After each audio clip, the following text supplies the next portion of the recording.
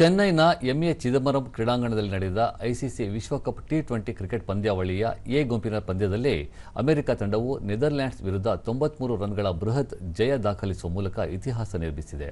ಇದು ಟಿ20 ಅಂತಾರಾಷ್ಟ್ರೀಯ ಕ್ರಿಕೆಟ್ನಲ್ಲಿ ಡಚ್ ಪಡೆಯ ವಿರುದ್ಧ ಅಮೆರಿಕ ಸಾಧಿಸಿದ ಮೊದಲ ಜಯವಾಗಿದೆ. ನೆದರ್ಲ್ಯಾಂಡ್ಸ್ ಟಾಸ್ ಗೆದ್ದು ಬೌಲಿಂಗ್ ಆಯ್ಕೆ ಮಾಡಿಕೊಂಡಿತು. ಅಮೆರಿಕ 20 ಓವರ್ಗಳಲ್ಲಿ 6 ವಿಕೆಟ್ನಷ್ಟಕ್ಕೆ 196 ರನ್ ಗಳಿಸಿತು.